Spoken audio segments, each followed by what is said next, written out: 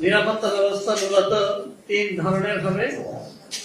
নির্বাচন কেন্দ্র ৪২,৭৭৯-তে প্রতি কেন্দ্রে আমরা স্ট্যাটিক ফোর্স কিংবা স্থির ফোর্স থাকবে প্রহরা এবং পরিচালনার জন্য। এর বাইরে ভ্রাম্যমাণ পুলিশের দল থাকবে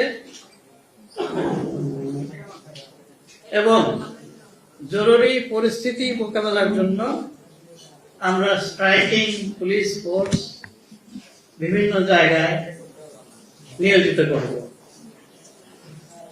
আমরা এবার ইলেকশনে নিরাপত্তা রক্ষার্থে প্রযুক্তির ব্যবহারের উদ্যোগ নিয়েছি।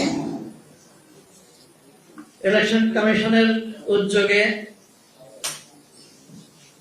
রিটার্নিং অফিসারের মাধ্যমে প্রায় ৮০ কিংবা ৯০ কেন্দ্রে সিসিটিভি লাগানো হয়েছে। পুলিশের তরফ থেকে আমরা ঝুঁকিপূর্ণ কেন্দ্রগুলোতে বডি ক্যামেরা ব্যবহার করব। এছাড়া জেলার পুলিশ সুপাররা তাদের কাছে যে ড্রোন আছে, ড্রোন ক্যামেরা, সেগুলো তারা ব্যবহার করবেন তাদের সক্ষমতা এবং প্রয়োজনীয়তা অনুযায়ী। নির্বাচনী নিরাপত্তায় নিয়োজিত পুলিশের সংখ্যা হবে ১,৫৭,৮০৫। এর মধ্যে কেন্দ্রে স্ট্যাটিক ফোর্স থাকবে ৯৩,৩৯১। বাকিরা মোবাইল এবং স্ট্রাইকিং ফোর্স।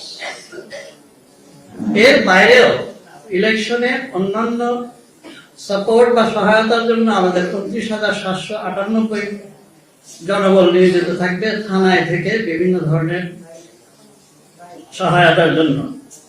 এটা যদি আমি হিসাব করি তাহলে পুলিশের নিরাপত্তা পরিকল্পনায় মোট মোতায়েন হবে ১,৮৭,৬০৩ জন পুলিশ সদস্য। এলো খবরের কাগজ, নিখাত, নির্ভীক, নিরপেক্ষ।